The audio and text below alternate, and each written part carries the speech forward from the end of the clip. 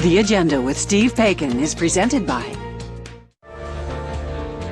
Vale Inco Limited, a pioneering nickel mining company transforming mineral resources into essential ingredients for everyday life.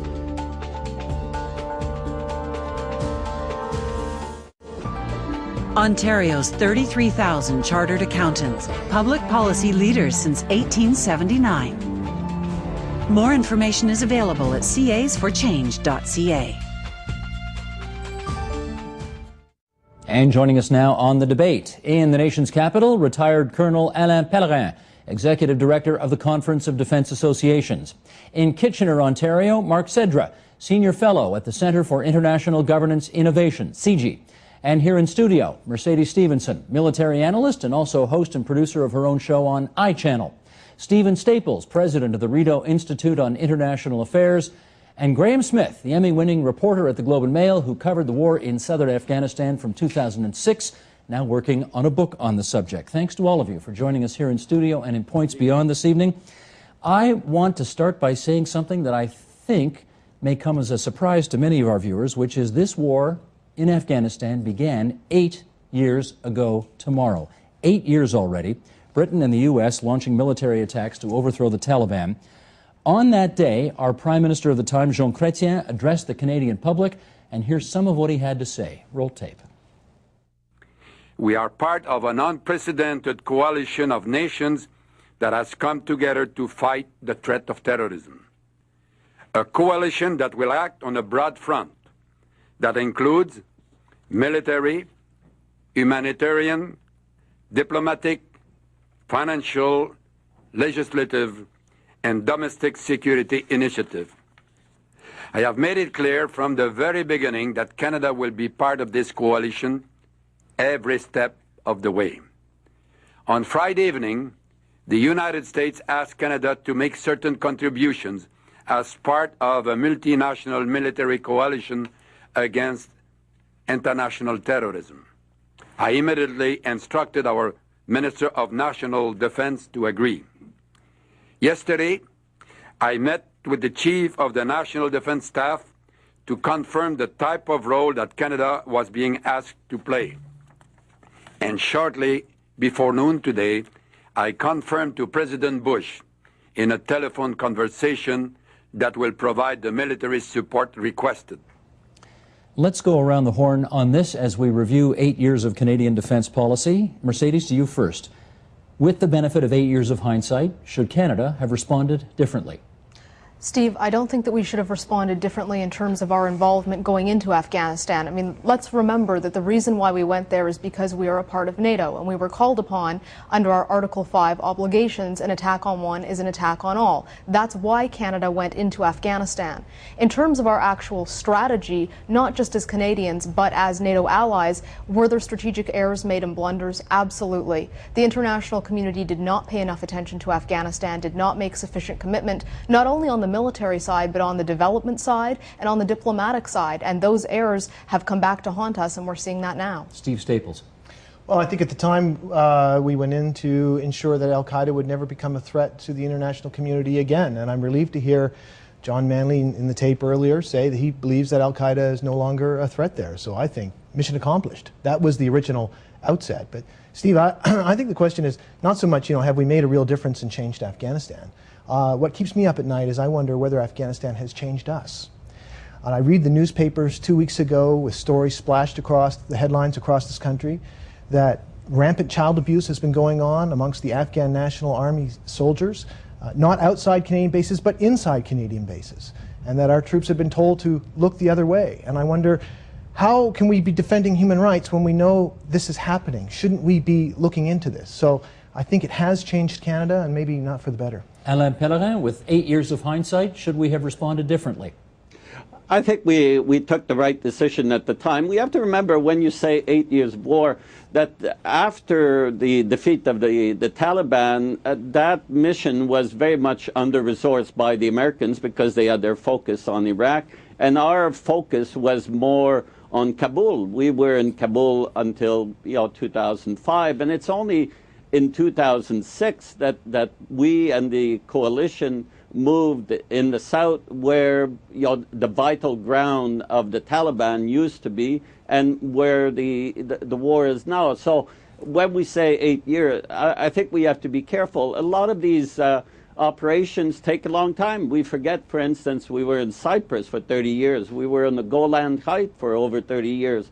So we have to remember that those are very complicated issues, and they take a long time to resolve. Look at Northern Ireland, 25 years to resolve the IRA. No, Colonel, issue. I appreciate your point, but some people will say World War II was ended in 6, and here we are just fighting in one country, and it's 8 years later, and they're not sure we've made enough progress. Yeah, but you have to remember World War II, World War I was fought between nations, and nations, it's easier to defeat the nation, declare victory, and have victory parade. Now you're fighting against insurgents that don't hold ground per se. It takes a much longer time to defeat insurgents. We saw that in Malaya, for instance. We saw that in Northern Ireland. Mark Sedra, what do you say? Patience. Sorry, Mark Sedra, what is your view? Well, I think it was absolutely imperative that Canada be involved in Afghanistan 8 years ago. I think there was very strong strategic reasons to be there. We can't forget that the September 11th terrorist attacks were planned in Afghanistan. Al-Qaeda had a very sophisticated network and establishment in Afghanistan. It virtually had a state within the Afghan state itself, the Taliban state. So I think it was absolutely essential to disrupt that. I don't really buy the current argument that Al-Qaeda now is gone from Afghanistan or there's just a few hundred left. No. The reality is that if the international community were to leave tomorrow, that it's very possible, and in my view likely, that within the next few years you could see some sort of civil war emerge, and Al-Qaeda will emerge right there in that vacuum. So you can't leave the job half done. And to just concur what the last speaker said, you cannot rebuild a failed state in 8 years. The reality is this was one of the poorest countries in the world before a 30-year civil war. It's not that you can go in and, as was said earlier, merely establish state structures right out of a box and expect the country to stabilize. It takes time. And unfortunately, Western states aren't very patient. Graeme Smith, I suspect you have spent as much time in Afghanistan as any Canadian not wearing a military uniform. So I want your view on this as well. With the benefit of 8 years of hindsight, did we make the right decision back then? Obviously, the international community had to take action against Al-Qaeda. I think the international community rushed into the war in 2001. I wonder sometimes what would have happened if we had waited a little longer and negotiated a little more carefully to get the Taliban to hand over Osama bin Laden.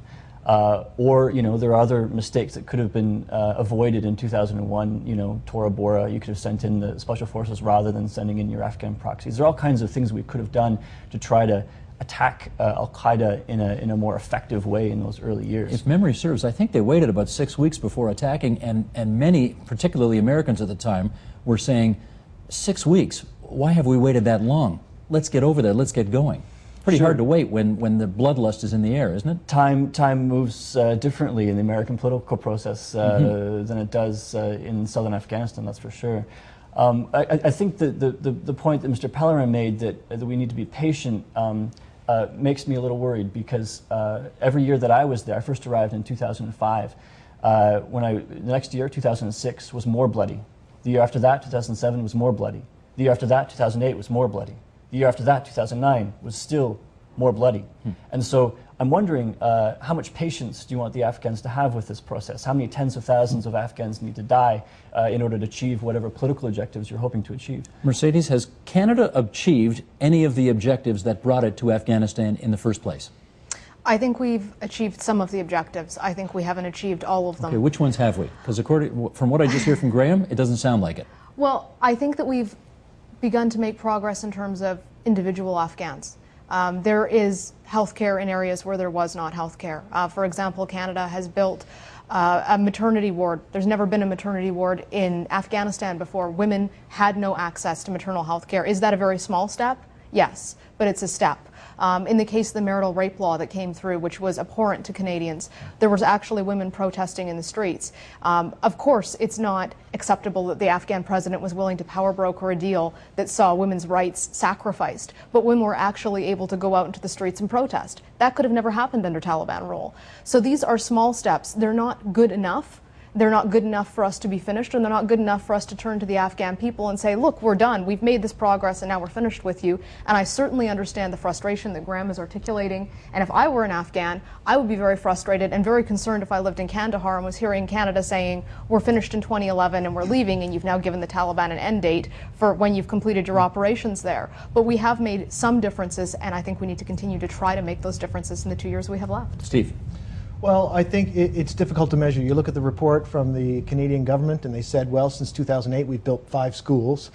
There's maybe a little progress going on in the dam. We have the polio eradication program, which we mentioned. But, you know, I was speaking with an aid worker from a Canadian aid organization that was there in Afghanistan during the Taliban and afterward. And he said that actually it was much easier to provide aid and humanitarian assistance under the Taliban than it is now. Why would that be? Because the security situation is so bad right now. That's the problem. And also, some of the military forces have sort of used white Land Rovers and things like that, so they've confused the aid workers with the military mission, which has made it more difficult. So essentially what has to happen is you have to end the conflict. If we want to have that aid and development going on, our first priority can't be to continue fighting a war that even our Prime Minister says we're probably not going to win. We have to focus on ending the conflict. Graeme. You have to remember that all of the things that the Canadians built are very fragile. The Canadian Provincial Reconstruction Team itself is actually based in an old cannery that was itself a reconstruction project in the 1980s. Just up the road, there's a big old textile factory that's covered in dust and it's lying in ruins. That was a reconstruction project too, once upon a time. Lashkar Gah, the capital of Helmand province, used to be called Little America because it was full of American irrigation ditches. And those same irrigation ditches are where Americans are now fighting pitched battles. You cannot build things and have them last unless you have a political situation in which the people acquiesce to your being there. And so it doesn't matter all the things that Canada has built unless you have some kind of peace. And at this point, I worry that the presence of NATO forces are not contributing to finding a peaceful resolution to what is already a civil war. You know, before I get our 2 out-of-town guests to opine on this, let's bring up these next couple of graphics, if I can, Michael. Canada's priorities in Afghanistan. This, according to the Government of Canada. Here's what it's all about. In Kandahar province, Canada is helping the government of Afghanistan to maintain a more secure environment and establish law and order by building the capacity of the Afghan National Army and police and support complementary efforts in the areas of justice and corrections. Provide jobs, education, and essential services such as water. Provide humanitarian assistance to people in need, including refugees. Enhance the management and security of the Afghanistan-Pakistan border. Nationally, Canada is helping to build Afghan institutions that are central to our Kandahar priorities and support democratic processes such as elections, and contribute to Afghan-led political reconciliation efforts aimed at weakening the insurgency and fostering a sustainable peace. Now, Mark Sedra, as you look at that list of priorities, do you see progress having been made on those fronts? Well, I mean, there has been setbacks, certainly, but we've seen in Afghanistan as a whole, we have seen improvements in almost every development indicator, whether it's education and health. I mean, I'm not going to go through them. We've seen double-digit economic growth in Afghanistan. I mean, I can tell you every time I'm in Afghanistan, which is a couple times a year, you see in every place I go, you see at least in the capital city and in the north and west. Unfortunately, I'm not able to go to the south as much. You see increasingly economic activity growing and growing. So there is important progress being made. However, I think it's very dangerous to romanticize the Taliban period, to say that, you know, it was easier to do aid work and there was security. This was a regime where it was a brutal regime in terms of human rights. You saw economic indicators decline rapidly. It was what was already one of the poorest countries in the world became even poorer. So I think it's very dangerous to do that. We've seen important growth. Now, Graeme made some important comments earlier that we've seen the security situation deteriorate. I don't think that's necessarily the presence itself of the international community in Afghanistan that's triggered that, but it's problems in the strategy. There was almost 2 lost years in terms of building up the Afghan security forces due to the lack of attention in certain key areas like police reform.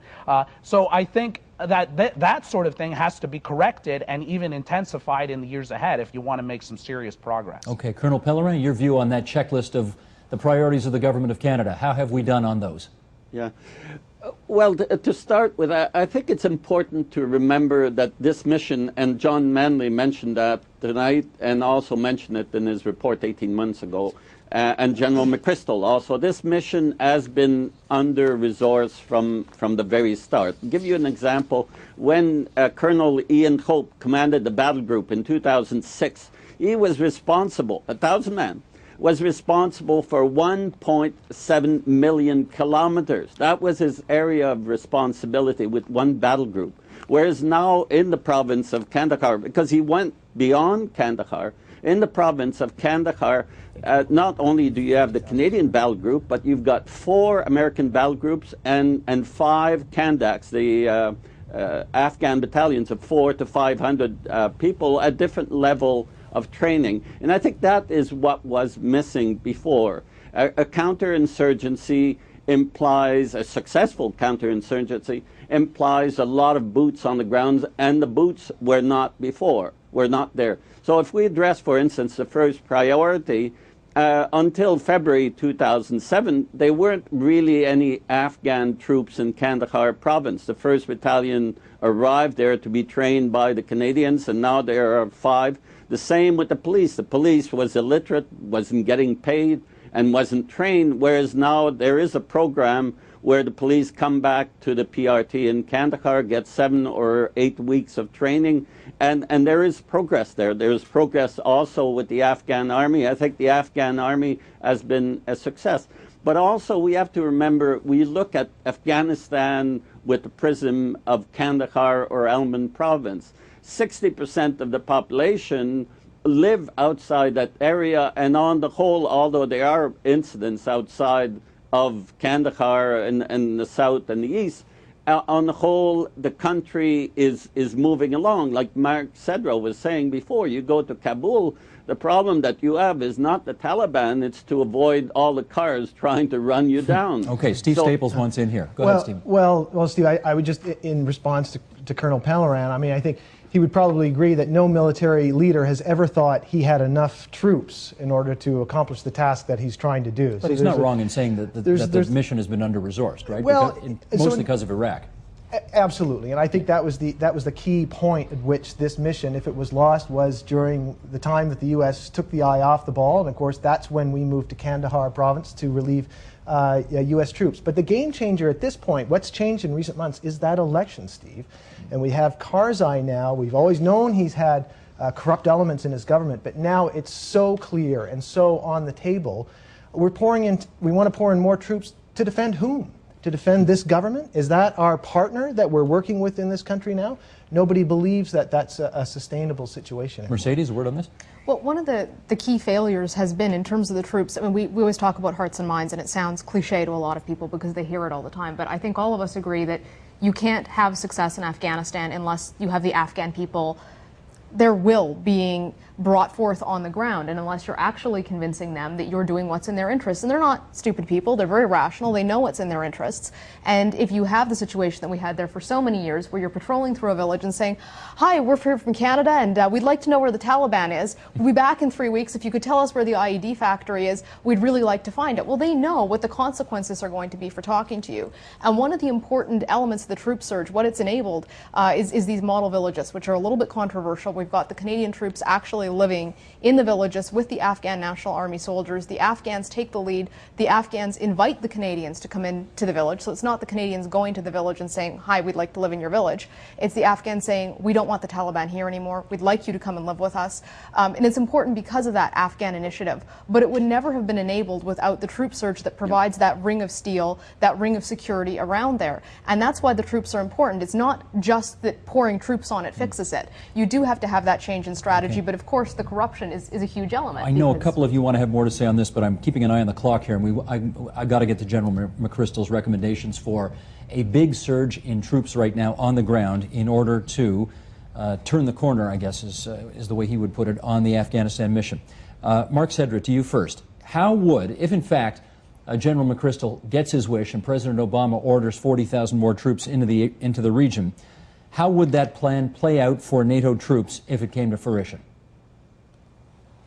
Well, I mean, I think that the important thing to ask is how those troops are being used. And I think General McChrystal has it right, that in every counterinsurgency doctrine or strategy, the key point is the protection of the local population, because you have to win their hearts and minds, win their support. It's not about force protection. This relieves your ability to use imprecise artillery or air power, which causes collateral damage, which only turns the local population against you. So I think the key has to be to provide protection for the Afghan population, to also provide an enabling environment for development and reconstruction to take place. But the international community as a whole, it's not just about sending more troops. It's about asking for something in return from the Afghan government, and that's to be serious about reforms in the administration to crack down on corruption. And it's not going to take place overnight. Is this but they group have capable to be of doing serious that? about it. Is this group capable of doing that, the Karzai group? Well, I think that the Karzai group would be susceptible to pressure from the right sources, like President Obama, and if you saw a unified approach from the international community. And so I think maybe even you have to consider having another international conference that has very specific binding commitments for the Afghan government on key issues like governance reforms Steve and corruption. Staples is already shaking his head. You've given up on this group, right? I think that they're in all we have before us is a bunch of bad solutions at this point. So you got to pick the best of the worst. Exactly. What's the best of the worst? Well, I think as we started off this discussion, we went in there to ensure that this place would not be used for international terrorism and Al-Qaeda again. And I think that's pretty much agreed. Most people agreed that has been accomplished. All these other goals are noble, but I'm not sure that we can achieve those, and we can probably have a bigger impact in other parts of the world. So certainly no surge as far as you're concerned, right? Not a time to double down. I think the problem is when you're a military commander, the only tool you have is a hammer, and pretty soon all your problems start looking like nails, when really it needs a completely different approach, and ultimately we have to focus on not better ways to fight the war, but on ways to bring a stable situation and peace to the Graeme, place. what do you say on the issue of General McChrystal's surge? I mean, I don't even know why we're having this conversation, honestly. I mean, you send in 40,000 more troops, and a lot more people are going to die next fighting season come April and May. Soldiers or civilians? If you send in a lot more soldiers, more people will die. If Stanley McChrystal gets his surge, you're going to see deaths all around, insurgents, police, civilians. Those numbers are going to spike. And they're going to spike the following year and the following year. Well, how would you attempt to pacify the enemy if you don't put more troops in? Well, how about in 1989 when the Soviets withdrew their foreign forces and they left significant subsidies in place for the Najibullah government? Under that scenario, all kinds of money was still flowing to the central government. They still fought their enemies at the time. The U.S. What happened to Najibullah? Well, Najibullah didn't fare so well. He didn't. He got his head cut off. Hanging for a lamppost. Yeah. But that was after, remember, the Soviet Union collapsed. After the money was cut off. When the money flowed, the Najibullah regime stayed. Colonel Pellerin, what do you say on the issue of the surge? Well, I say a retreat is a retreat. What happened after the withdrawal of the Soviet was a civil war in the country, which ended up with the Taliban. And the end result was, Graeme Smith talks about civilians killed. Of course, we decry civilians killed when it does happen. But you compare it to 1 million, probably 1 million civilians were killed in the various periods, the Russian or the Civil War afterwards. We're talking about the latest Red Cross numbers are talking about 1,600. And most of them were killed by the Taliban. So we have to be serious. And also when Stephen Staples talks about the general talking about everything looks like a nail, well, I would suggest that to Stephen that he should read the report, because the report, I think, is very comprehensive, that it isn't just sending troops to kill the Taliban,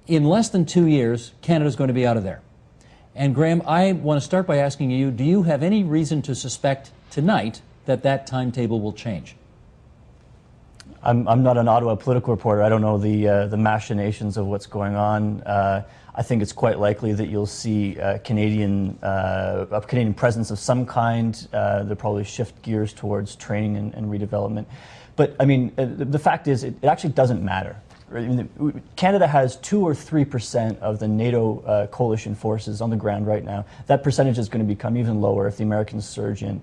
The Canadians right now are protecting the populated approaches to Kandahar City and Kandahar City itself, while the Americans are doing a lot of the really violent stuff in the more dangerous districts of Kandahar province. I mean, the fact is, whether Canada is there or some other NATO country is there in Kandahar, I mean, what matters is what's going on in the White House right now, not what's going on in Ottawa. Okay, let me make sure I get everybody in on this. Okay, Colonel Pellerin, any reason to suspect that Canada's position on this is going to change before the 2 years are up? Oh, I'm convinced that we will not go from 3,000 to 0 troops. I think Graeme mentioned the training of the Afghan army and the police will be the priority of NATO, and we're likely to be there. The development and PRT and security that goes with it. Helicopters are in high demand. So, and plus the support required for that. I think we'll have a robust presence after 2011. I would suggest between 1,000 and 1,500 troops. Mercedes. And could I just add? Yes. Go ahead. Yeah, just one point. We've been talking about this for almost an hour, and we only talked about Afghanistan. Even John Manley didn't talk about the region, the impact.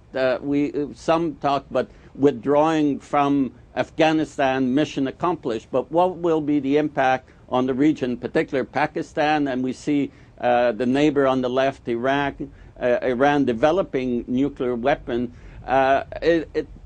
Withdrawing too rapidly from Afghanistan would create the vacuum that existed when the Soviets left, and that would have a major impact on the region, I would suggest. Mercedes, let's, admittedly in the realm of speculation here, McChrystal's made his recommendations for a surge. Let's say President Obama says, okay, we got to do this. We're going to double down and give it one last shot.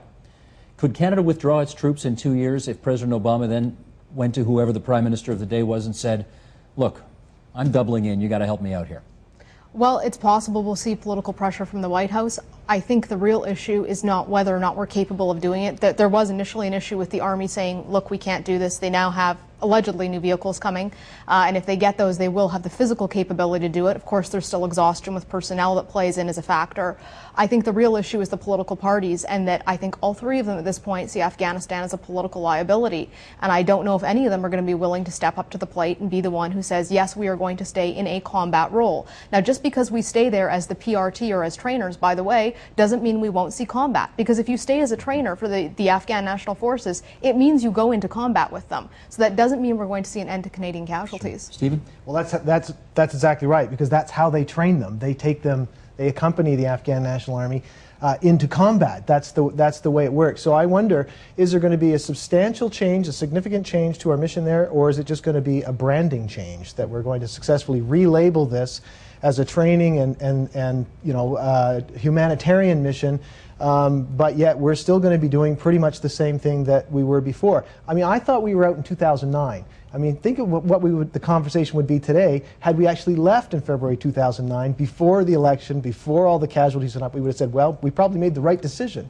But now it's another 2 years, and a lot of things can happen. A minute and a half, I want to cover two more things. Mark, on that issue of if President Obama asks Canada to stay longer, what should be this government's response? Well, I think Canada, for the most part, has done its part in southern Afghanistan, and I think it would be entirely reasonable for them to respond to President Obama by saying, we can reconfigure our mission, but our time in Kandahar and deploying a full battle group is perhaps over, and perhaps we should focus on training the Afghan National Army. And not all of those personnel who are involved in training the National Army are mentors in the field. There's also staff needed at the training center in Kabul and elsewhere. Okay. So I think there's an important role that Canada can play outside of the large-scale military engagement that it's currently operating. Understood. I'm going to save 30 seconds for you, Graeme, because you'll know the answer to this question as well as anybody. Do the Afghans like Canada being there? This is one of the big blind spots of the mission, and you've heard Mr. Pellerin and Mr. Sedra say that we have to reflect the will of the Afghan people by kicking out the Taliban. And I think that if that were the case, there wouldn't be so darn many Taliban. That in fact, a lot of ordinary Afghans do not want us there. And that's one of the huge blind spots of the mission in general, because we rely on these ridiculous polling firms that give us insane results, saying, for instance, that a vast majority of Afghans would turn first to the Afghan police in a time of distress, which is absolutely absurd, And so you end up with a situation where the international community is trying to help the Afghan people without having any idea what the Afghan people really want. And that's got to be the last word on the program tonight. Can I thank our two guests out of town, Mark Sedra at SIGI in Kitchener-Waterloo, and Colonel Alain Pellerin from the Conference of Defense Associations in the nation's capital. Good of you two to join us on the long tonight. Pleasure, as always. Thank you very much. And here in studio, Mercedes Stephenson from iChannel, Graeme Smith from the Globe and Mail, Stephen Staples, the Rideau Institute on International Affairs. My thanks to you three as well. Thanks, Steve. Thank you. The Agenda with Steve Paikin was presented by Vale Inco Limited, a pioneering nickel mining company transforming mineral resources into essential ingredients for everyday life.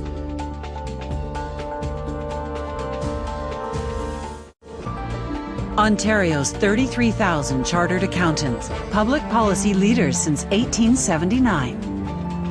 More information is available at casforchange.ca.